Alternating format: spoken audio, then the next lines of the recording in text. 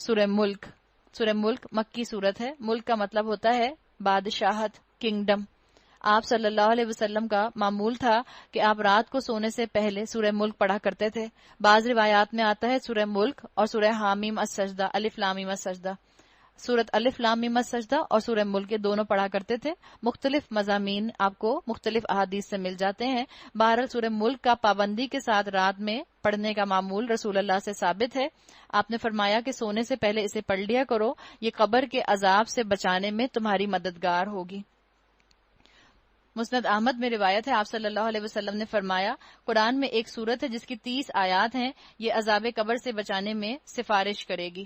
تو آپ اور میں کوشش کیا کریں کہ رات میں سونے سے پہلے اگر ممکن ہو سورہ ملک پڑھ لیں، اور اگر آپ اس کو یاد کر لیں تو یہ بہت اچھی بات ہے. انشاءاللہ آپ کی ساتھی بن جائے گی قبر کے اندر.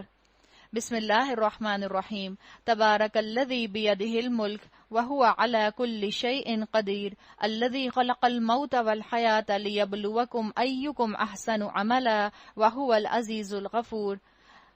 نہایت بزرگ اور برتر ہے وہ جس کے ہاتھ میں کائنات کی سلطنت ہے، اور وہ ہر چیز پر قدرت رکھتا ہے، جس نے موت اور زندگی کو ایجاد کیا تاکہ تم لوگوں کو آزما کر دیکھے تم میں سے کون بہتر عمل کرنے والا ہے. مقصد بتا دیا کہ میں اور آپ دنیا میں کیوں آئے ہیں.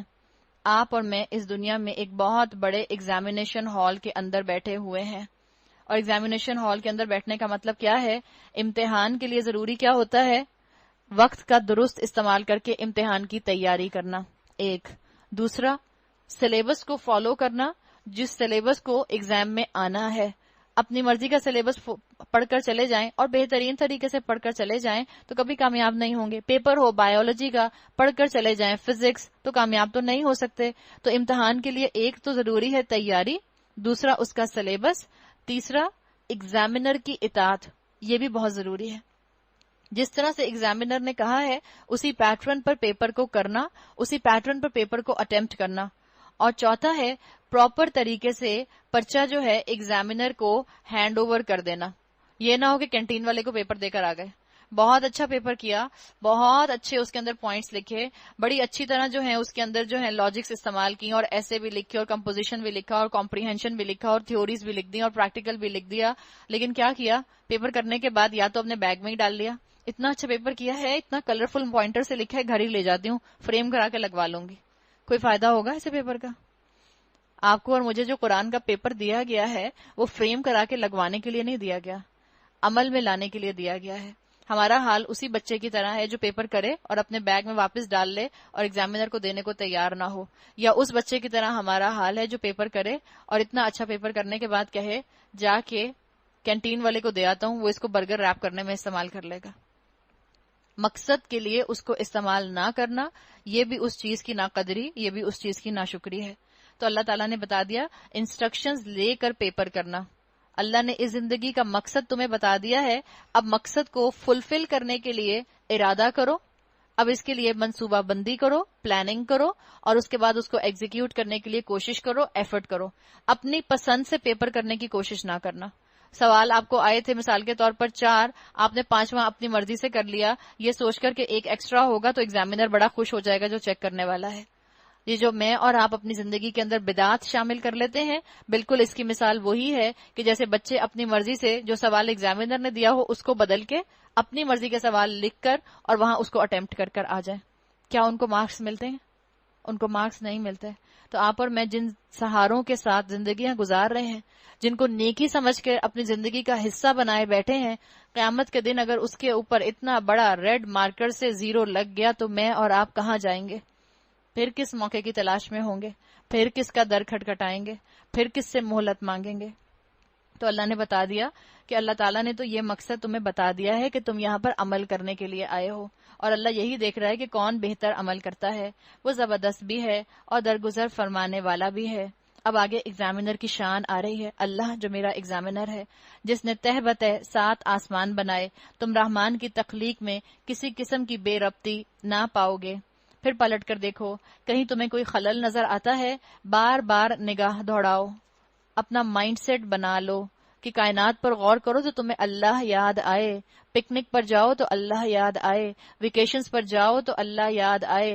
اور جتنا انسان اپنے ایگزام کو سیریسلی لیتا ہے اتنی آسانی سے وہ کامیاب ہو جاتا ہے. انجوائے کرو اپنی اولاد کو، اپنے ازواج کو، اپنی فیملی والوں کو، اپنے جائز اوکیزنز کو جو اللہ نے تمہارے لیے حلال کیے ہیں، لیکن اس سوچ کے ساتھ کہ میرا ہر عمل لکھا جا رہا ہے. میں اور آپ سمجھتے ہیں کہ شاید جو عید کا موقع ہوتا ہے، جو میری اور آپ کی خوشیوں کے موقع ہوتے ہیں، اس میں شاید ہمیں اجازت ہوتی ہے کہ ہم اگر اللہ کی نافرمانی کرنا چاہیں تو کر لیں. اللہ جس طرح سریع الحساب جو ہے رمضان کے مہینے میں ہے، اللہ جس طرح جو ہے باقی سال سریع الحساب ہوتا ہے، عید کے موقع پر بھی سریع الحساب ہے. ویسے ہی حساب لینے میں سخت ہے، ویسے ہی آپ کی اور میرے لیے عادل بن کر موجود ہے، ویسے ہی آپ کی اور میرے لیے جو ہے غفار بن کر موجود ہے، ویسے ہی تواب بن کر موجود ہے. آپ اور میں بھی انہی اعمال کے ساتھ اپنی عید گزاریں جن اعمال کے ساتھ آپ نے اور میں نے رمضان گزارا ہے، اللہ کو یاد کرتے ہوئے. ظاہر ہے عبادت اتنی نہیں ہو سکے گی، اس لیے کہ آپ عبادت کی دوسری فارم کر رہی ہوں گی. بدنی عبادت سے بڑھ کر آپ اپنے رشتہ داروں کے اندر گھلنا ملنا جو کریں گی وہ بھی آپ کی عبادت ہوگی، لیکن اس گھلنے ملنے میں اللہ کی نافرمانی نہیں ہونی چاہیے. اللہ نے کہا کائنات کو دیکھ لو، تمہیں پتہ چل جائے گا، خود تمہاری نگاہ تھک کر نامراد پلٹ آئے گی. ہم نے تمہارے قریب کے آسمان کو عظیم الشان چراغوں سے آراستہ کیا ہے اور انہیں شیاطین کو مار بھگانے کا ذریعہ بنایا ہے. یعنی زینت بھی ہے اور مقصد بھی ہے، دونوں چیزیں ہیں. اللہ تعالیٰ نے آسمان کے 3 پرپس بتا دیے کہ یہ تمہارے لیے حفاظت بھی ہے، ہدایت کی حفاظت کا سامان بھی ہے اور سجاوٹ بھی ہے. اور یہی 3 کوالٹیز قرآن کی بھی ہیں، قرآن کی بھی یہی شان ہے. حفاظت اس کی اللہ تعالیٰ نے مجھے اور آپ کو کیسے کہا کرنے کو؟ اپنے عمل سے. ہدایت اس سے مجھے اور آپ کو لینی ہے. سجاوٹ یہ آپ کی اور میرے دل کی بنے گی. الا بذکر اللہ تطمئن القلوب، آگاہ رہو دلوں کا اطمینان جو ہے وہ اللہ کے ذکر میں ہے. تو آسمان کے ساتھ ساتھ اللہ تعالیٰ نے قرآن کی کوالٹیز بھی بتا دیں. ان شیطانوں کے لیے بھڑکتی ہوئی آگ ہم نے مہیا کر رکھی ہے. بتا دیا گیا کہ آسمان صرف زینت نہیں ہے بلکہ اللہ تعالیٰ نے اس کے اوپر ایسے پہرے بٹھا دیے ہیں جس میں شیطان کوئی چیز نہیں اچک سکتے. جن لوگوں نے اپنے رب سے کفر کیا ہے ان کے لیے جہنم کا عذاب ہے اور وہ بہت ہی برا ٹھکانہ ہے. جب وہ اس میں پھینکے جائیں گے اس کے دھاڑنے کی ہولناک آوازیں سنیں گے اور وہ جوش کھا رہی ہوگی. تکاد تمیز من الغیظ، شدت غضب سے پھٹی جاتی ہوگی. ہر بار جب کوئی گروہ اس میں ڈالا جائے گا اس کے کارندے ان لوگوں سے پوچھیں گے کیا تمہارے پاس کوئی خبردار کرنے والا نہیں آیا تھا؟ وہ جواب دیں گے ہاں خبردار کرنے والا ہمارے پاس آیا تھا مگر ہم نے اسے جھٹلا دیا. وَقُلْنَا مَا نَزَّلَ اللَّهُ مِنْ شَيْءٍ، اور ہم نے کہا کہ اللہ نے کچھ نازل نہیں کیا، تم بڑی گمراہی میں پڑے ہوئے ہو. معلومات میں اضافہ کرنے کو نہ پوچھا تھا انہوں نے. اللہ تعالیٰ نے یہ جو ان سے پوچھوایا تھا، کیوں پوچھوایا تھا؟ تاکہ ان کی حسرت میں اضافہ ہو جائے. اس وقت کوئی ان سے انفارمیشن نہیں گیدر کی جا رہی بلکہ جو پوچھا جا رہا ہے ان کی تکلیف میں اضافہ کیا جا رہا ہے، ان کو اور ٹارچر دیا جا رہا ہے، ان کے جہنم کے اس عذاب کے اندر مایوسی کو اور بڑھایا جا رہا ہے. وہ کہیں گے کاش ہم سنتے یا سمجھتے، آج اس بھڑکتی ہوئی آگ کے سزاواروں میں شامل نہ ہوتے. یہاں ون ٹائم سننے کی بات نہیں ہے. وَقَالُوا لَوْ كُنَّا نَسْمَعُ، ہم سنتے رہتے. پاسٹ کنٹینیوس ٹینس آ رہا ہے عربی کا یہاں پہ. كُنَّا نَسْمَعُ ماضی استمراری. او ناقلو، یا ہم ایک دفعہ نہ سنتے بلکہ ہمارا سننا قرآن کو یہ ہمارا لائف سٹائل ہوتا. ہم قرآن سنتے عمل کرتے، قرآن سنتے زندگیوں میں واپس جاتے، قرآن سنتے رشتہ داریاں نبھاتے، قرآن سنتے بچوں کی کاؤنسلنگ کرتے، قرآن سنتے اپنے شوہر اور اپنے میکے اور اپنے سسرال والوں کے ساتھ معاملے کرتے. تو قرآن کا مزاج سننے والا ہے. آپ صلی اللہ علیہ وسلم نے اپنی زندگی میں اپنا رشتہ قرآن سے بالکل توڑا نہیں. 23 سال تک آپ قرآن کے ساتھ ہی دن رات لگے رہے، مصروف رہے. اور آپ دیکھ لیں کہ ابھی عید آئے گی. آخر ہم نے جس دن پہلے دن سفر شروع کیا تھا پہلی رمضان تھی. اللہ کی رحمت سے آج ہم الحمدللہ 26ویں روزے پر پہنچ گئے ہیں. کل انشاءاللہ تکمیل ہے، مکمل ہو جائے گا. 2 دن کیسے بیچ میں گزریں گے عید کی تیاریوں میں آپ کو پتہ نہیں چلے گا. عید آئے گی اور عید کے 3 دن کیسے گزریں گے. جہاں 30 دن گزر گئے وہاں 3 دن کیا پتہ چلتے ہیں. عید کے 3 دن جب گزر جائیں گے، چوتھے دن آپ سب یاد کیجئے گا کہ آپ نے دورہ قرآن اٹینڈ کیا تھا. آپ کو لگے گا ہاں جیسے دور کی بات، میں دورہ قرآن میں جاتی تھی. اچھا ہاں واقعی ہم قرآن سنا کرتے تھے، ہم 2 گھنٹے 2.5 گھنٹے اکٹھے بیٹھا کرتے تھے. آپ کو یہ کل کی بات لگے گی. تو اپنا مزاج بنا لیں. یہاں سے فارغ ہوں ایک اور جگہ جڑ جائیں، وہاں سے فارغ ہوں ایک اور جگہ جڑ جائیں. علم حاصل کرنے کا سلسلہ جاری اور ساری رکھیے. یہ زندگی کے ساتھ ہی جڑا رہنا چاہیے، ورنہ کیا ہوگا؟ ایسی فیلنگز آئیں گی ہاں شاید ہم نے کبھی قرآن سنا تھا. تو یہاں بتا دیا گیا کہ وہ لوگ کیا تھے، وہ ریگولر قرآن کو سنتے نہیں تھے اور کہیں گے کاش ہم یہ سنتے یا سمجھتے تو آج اس بھڑکتی ہوئی آگ کے سزاواروں میں شامل نہ ہوتے۔ اس طرح وہ اپنے قصور کا خود اعتراف کر لیں گے۔ اللہ نے کیا کہا، لعنت ہے ان دوزخیوں پر۔ جو لوگ بے دیکھے اپنے رب سے ڈرتے ہیں یقیناً ان کے لیے مغفرت اور بڑا اجر ہے۔ وَأَسِرُّوا قَوْلَكُمْ أَوْ اجْهَرُوا بِهِ، خواہ تم چپکے سے کوئی بات کرو یا اونچی آواز سے، اللہ کے لیے یکساں ہے، وہ تو دلوں کا حال تک جانتا ہے۔ أَلَا يَعْلَمُ مَنْ خَلَقَ، کیا وہی نہ جانے گا جس نے تمہیں پیدا کیا ہے؟ جو تم قرآن کے قریب آتے ہو اور جو تمہارے دل میں امنگیں اٹھتی ہیں، کیا اللہ نہیں جانتا کہ تمہارے دل میں عمل کرنے کی امنگیں اٹھ رہی ہیں؟ کیا اللہ ہی نہ جانے گا؟ مغرور لوگ کیا کہتے ہیں؟ مغرور لوگ کہتے ہیں کہ مجھے ڈکٹیٹ نہ کیا جائے، ہم خود سمجھ لیں گے، ایک وقت آئے گا ہم خود ہی کر لیں گے، ہمیں ڈکٹیٹ نہ کریں، ہمیں مت بتائیں ہم نے کیا کرنا ہے، ہم اپنے بارے میں خود اچھا فیصلہ کر سکتے ہیں۔ اللہ نے کہا اللہ جانتا ہے ہر انسان کو، چاہے عاجزی والا ہے چاہے متکبر ہے، اس لیے کہ دونوں کا خالق وہی ہے۔ اللہ ہی باریک بین اور باخبر ہے۔ سورہ نجم میں ہم نے پڑھ لیا تھا کہ اللہ نے کہا تھا تم جنین تھے اپنے ماؤں کے پیٹوں میں، اللہ جانتا تھا۔ اور متکبر انسان اپنے بارے میں کیا کہتا ہے، میں زیادہ جانتا ہوں، I better know myself، مجھے پتا ہے مجھے اپنے لائف سٹائل کے اندر کیا تبدیلی لانی ہے، مجھے پتا ہے مجھے دین کو کتنا اکوموڈیٹ کرنا ہے، مجھے پتا ہے مجھے دین پر کتنا عمل کرنا ہے۔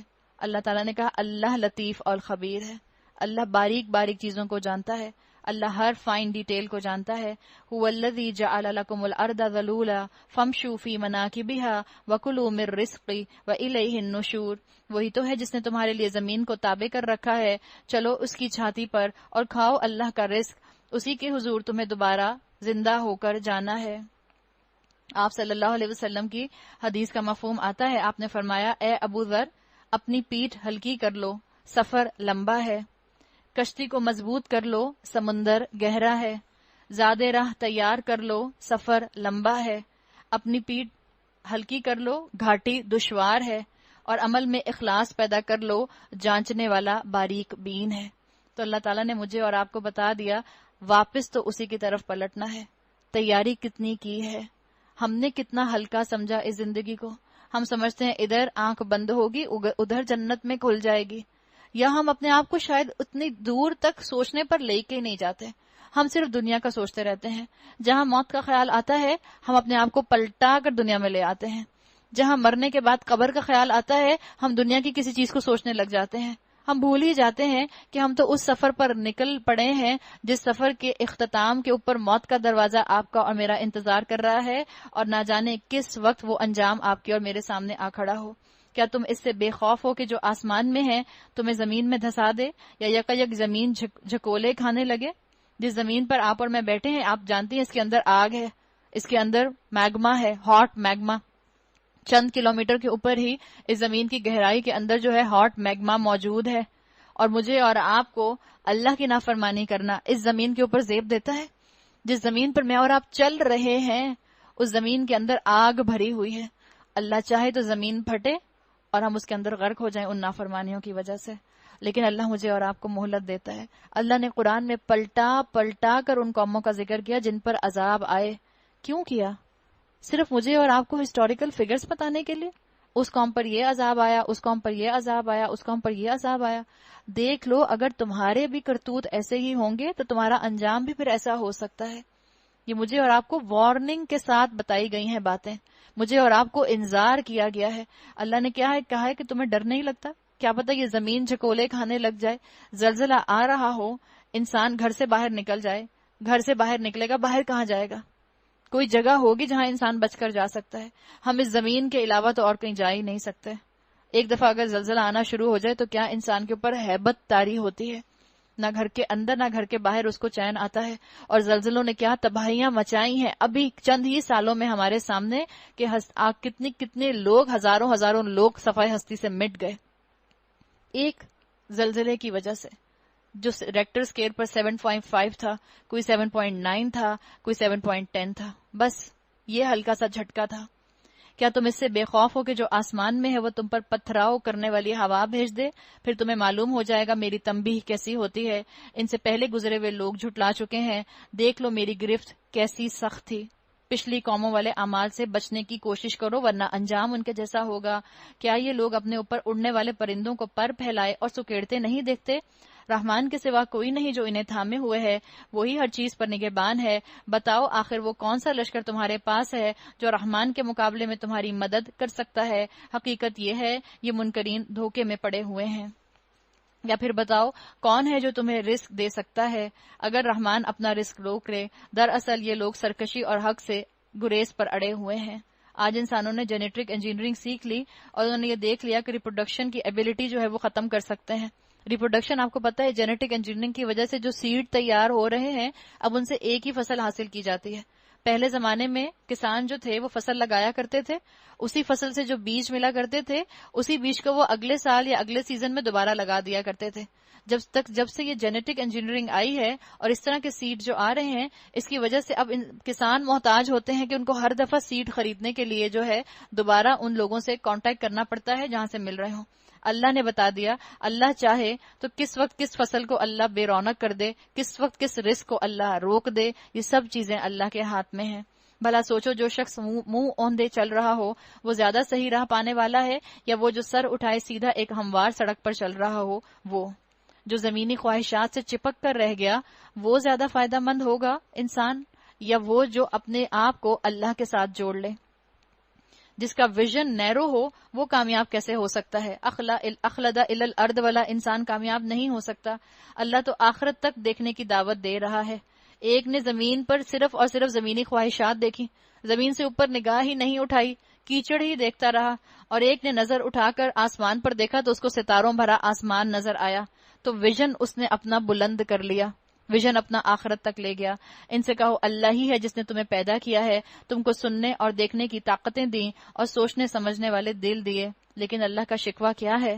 قلیلا ما تشکرون، تم کم ہی شکر ادا کرتے ہو۔